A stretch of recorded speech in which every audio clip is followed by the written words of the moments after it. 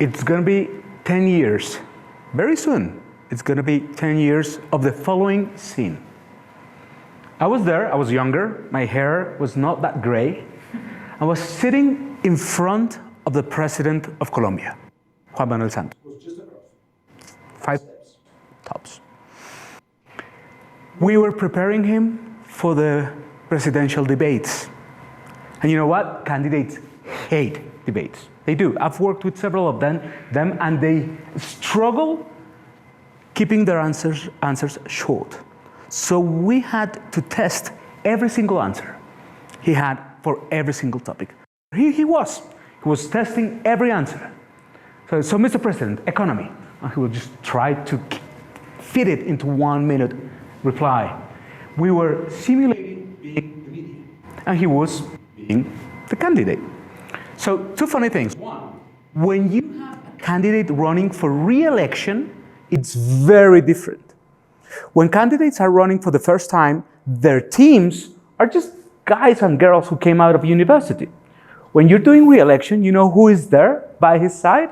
So we had the president, the vice president, the minister of foreign affairs, I think, and by my side there was the minister of education, right here. And we were testing questions. So, Mr. President, economy, Mr. President, development, Mr. President, foreign relations. This was 2014. President Santos was struggling to move ahead a peace process that was not popular at all. It was not popular at all at the time. I was just there with my laptop, sitting down, writing the answers, crafting the answers, making a difference with the words, maybe trying to make some recommendations by the time he finished every minute of the answers. And we went for it. Mr. President, why does your peace process suck? I mean, this is a guy that nobody had said no to anything over the last 4 years. So he wasn't feeling that comfortable, right? And so he said something along the lines, and please allow me to improvise a little because it's been 10 years. But something along the lines of, you don't change the coach of your winning team halfway through the match. So I believe this is not the moment for change. This is not President Santos' peace process. This is the Colombians' peace process. And I believe we will give you the chance to decide whether you want peace or not.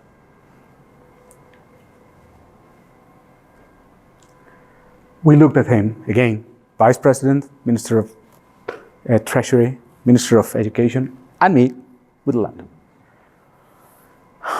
We all knew that answer was really bad. We knew that. And I was there to make better answers, to craft better answers with him. I went for it. I just went for it. Mr. President, do you know Harry Potter? I wasn't looking, but I felt the look of everyone else in the room. There was not that many people that were very powerful people. I felt it. The Minister of Education, a powerful woman I love. I learned so much from her at the time. She knew where I was going. And she said, Mr. President, bear with us. What movies do you like? And he probably said some movies of the 60s or 70s. I wasn't aware. So I just went with it. Like, Mr. President, Harry Potter is just about a magician, a young magician, witchcraft or whatever. And like every other story, he is the hero of that story, right? And that hero has a journey, has its challenges. Who is the hero of your story? He stood up, exactly that. He stood up very proudly and he said, I am. This is going to be a little harder than what I expected, just a tad. But then we started a conversation about who was the hero of that story. Over the next even 2 years, we were able, in a way, this is not a simple thing to do, to change the narrative of a president, but we were able to change the characters of that story. And one of the most powerful characters of that story was the generation of peace. And I know many of you in this audience feel probably connected to that character. I'm sorry to throw it at you. That was crafted. We realized that the princess of that story, the cause of the hero, and we will talk about the hero later, was a concept called the generation of peace. And the generation of peace were you. A generation that the president wanted shouldn't live a single day of their lives in an armed conflict. Sadly, luckily, the president won the election. And that was the day we won an election using Harry Potter. Sadly, 2 years later, he lost the referendum for peace. But that was not the point. The point is not to have a trick to win all the battles. The point is to have the armor to fight. What happened that day is that people that didn't like the president at all went out on the streets and said, I want this peace. I am the generation of peace. So what I'll be sharing with you, it's a very simple method to craft a story that will allow not only presidents to drive public opinion, but any kind of leader who are in the private sector, leading communities, creating communities around their causes, and even small entrepreneurships that want to drive their culture ahead to make a change. So I'll be talking about two things that are, in my opinion, very important with this method. One, how to reach agreements. Big corporations, government, and even small entrepreneurships find it hard to reach agreements about what they mean in their context and their communities. And second, I want to show you how this very simple method allows you to connect with emotions, with any audience or any stakeholder. I am a political scientist. I graduated tons of years ago. But I truly believe that our public discourse, the public sphere, is being totally cannibalized.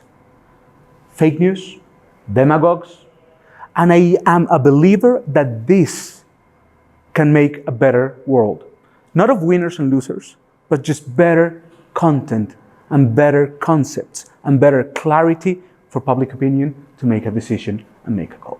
So let's dive in.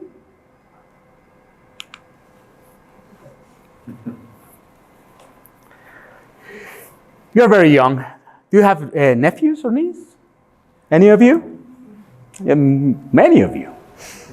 So I'm a father of a 4-year-old, and I adore her. I'm totally in love. So I'm making this PhD. PhD in Disney and Pixar. And what I do with my daughter, and I learned this from Doraemon. I don't know if you know Doraemon, but I learned this from Doraemon when I was a child. So that's how old I am. When she comes from school, I have this big blanket, very thick blanket.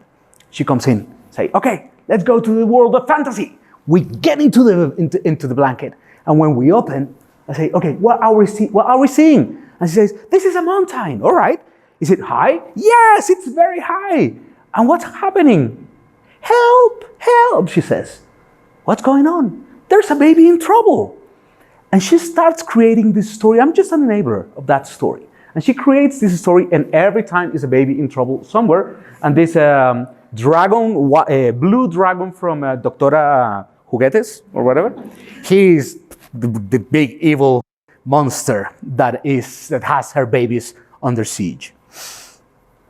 And I have to break it to you.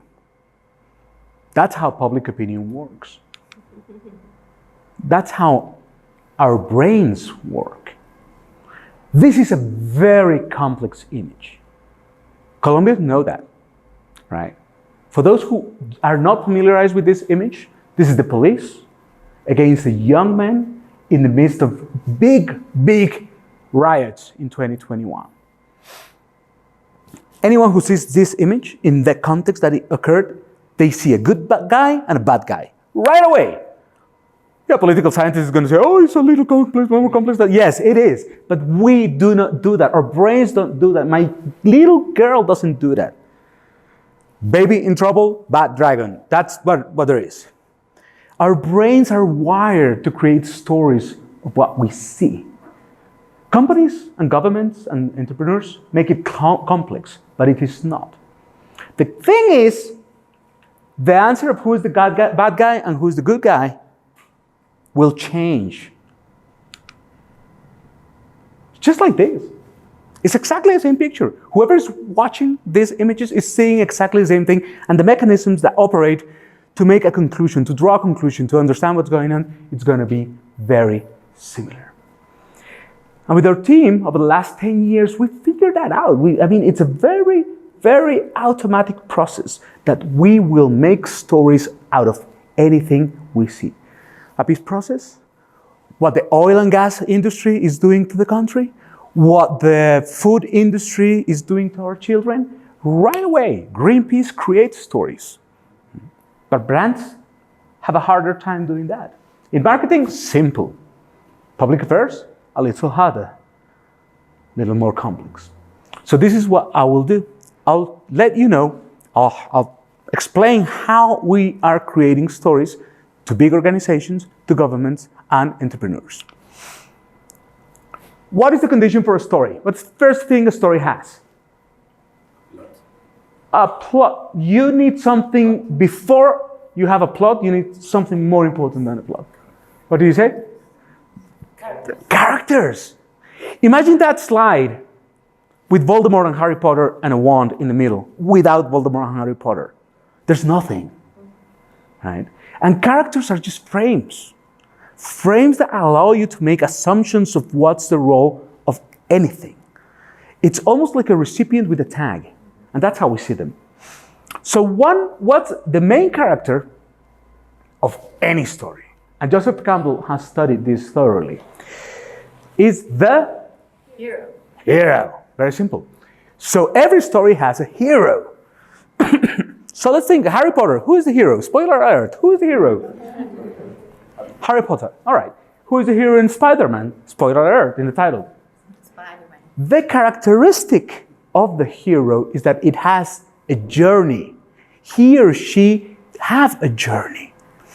Most organizations and even politicians start with the first reaction is, I am the hero. I'm doing an effort here. Life is hard. It takes a lot of effort to do it. All the things I'm doing. It takes an effort to be the big company we are. It takes an effort to be an entrepreneur. So I am, of course, the hero. One of the conversations we had with the president is, who has a journey in your story? And very early we figured out the victims. It is not the president. It is not even the Colombians. The victims have the challenge of having gone through a very rough process that includes actual death, coming out from that process and having the moral ground to be the only ones capable, really, of forgiveness in the context of a peace process. Let's talk about our company. Who is the hero of our story? Our clients. It's so tempting. Yeah, one thing is said, but then you go to the meeting and you put the PowerPoint in front and say, oh, look how intelligent I am, all the things sophisticated I have to tell you. Our clients, how do we change that gear and think of them as doing the hero's journey? Harry Potter is like 7 books of making mistakes, of a hero making mistakes, with very clear helpers, like Frodo in El Señor de los Anillos. He has clear helpers. Every hero has some helpers. And of course, Mr. Santos would say, my ministers are my helpers. Yeah, kinda. But you're not the hero. So who are the helpers of the victims? Who are making this possible for them? What are the challenges? How we focus our communications on that side of the story. So you take the ties and the suits out of the picture, right? Then all heroes have a tragic moment of death, symbolic or actual death. Jon Snow, the actual death. But then Frodo has this symbolic death where he thinks, you know what? I might just keep this ring. I might just not move ahead to destroy it. Feels kind of cool, right? Spider-Man, he hangs his suit. He's like, no, you know what? This is not for me. What is the moment of death of your hero? And how is relevant communicating that? Is our client being about to be fired because he doesn't measure correctly reputation? Maybe. Maybe. Is that the part of the story we want to tell as entrepreneurs? Maybe. And then, once the hero crosses that threshold of death, they go back to their community with a gift, with knowledge, transformed to give back. That's like Moana 101. Everything I just said happens in Moana, literally. And that's a hero's journey. It's a step-by-step process of progress a character has. And the most difficult question an organization is making to themselves is, who is the hero of my story? It has tricks and there's a catch. If you make a character your hero, you better be willing to go with him or her as the hero. So you're gonna depend on them once they're the heroes.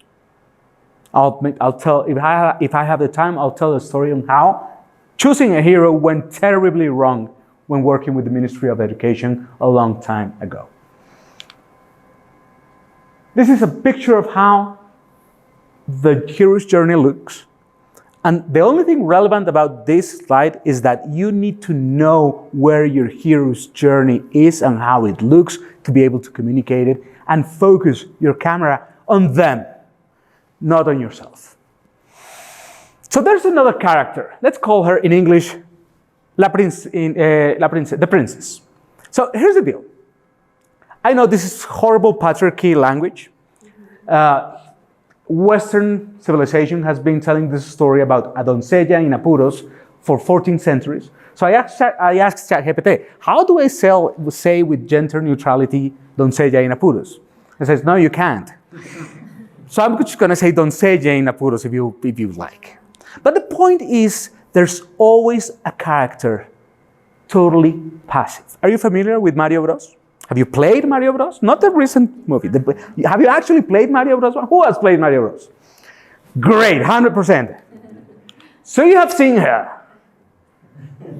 Her only role throughout hours and hours of playing is standing there and saying, I am sorry, Mario, but the real princess is in another castle. I mean, she's a totally non-character. Absolutely passive. However, if you see La Sirenita, you will also see this guy who's totally useless, and he is kind of the doncello in apuros of that story. Every story has someone who cannot do anything about their own situation, but it's the mission of the hero to save. For instance, through the peace process, we figured there was someone who couldn't do much about themselves. It was the generation of peace. Children being born in those years, while the adults were talking about if they wanted peace or not, the children had no say in that.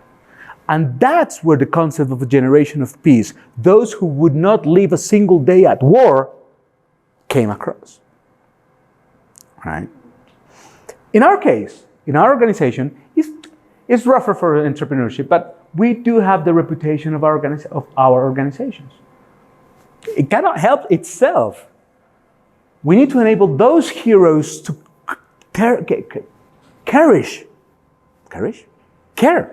treasure. I'm looking for a word that I'm not really sure what I'm going to say. Very simple. Is this a princess? Yes, it's a princess. It's not a doncella in apuros, right? And Disney and Pixar, what they have done is they have given heroism to princesses. That's very important. So we have Brave, we have Frozen Girl, we have all of these characters who are not really doncellas in apuros, right? They are princesses. She's called Princess something, right? Moana. She's a princess, but she's not a doncella in apuros. Who is the character in Harry Potter that we would call doncella in apuros? Who is the character who cannot help themselves? Muggles! Great! Why? They have no agency. So let me remind you what Harry Potter is about. This is a very, very, witch? How do you say brujo? Mago? Witch? Sorcerer. Who thinks that the world without magic makes no sense. And there's a bunch of people who have no magic, so we'll just kill them all. And then Harry Potter says, you know what, not so fast. I'm just gonna get in your way. There is a character in Harry Potter, Muggles. They don't even know what's going on for 7 years. But they're very relevant to the story because there's a passive being that gives reason, cause, purpose to the hero. Then we have one of my favorites. Oh boy. The villain. Stories have a villain. Who is the villain in Harry Potter? Voldemort. Who is the villain in The Lord of the Rings? Sauron. Villains have the power to dynamize a story, especially for the hero, make it hard for him, right? Politicians use a lot villains in their stories. You know? El Castrochavismo. Yeah. So that kind of activates the electorate. But do all stories have villains? All great stories have villains?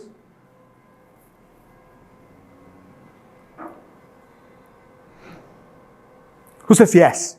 All great stories have villains. Who says no? Right. Okay, so which story has no villain?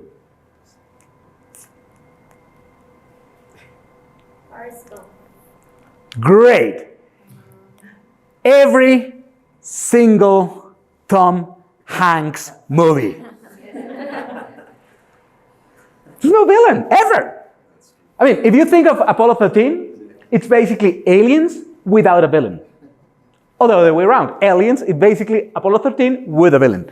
So, the biggest difference is Aliens is about terror. It gives you fear. It activates you emotionally in that sense. On the other hand, Apollo is about struggle, overcoming challenges. And that's the big difference between having a villain or not. It's about the emotions being driven in that. So yeah, you can have a story without a villain. That's perfectly natural. Even so, most organizations, bigger corporations, do not need to bring in a villain to their story. NGOs do, politicians do, because they need to activate people, take them onto the streets, saying, we don't want the enemies of peace to take this away from us.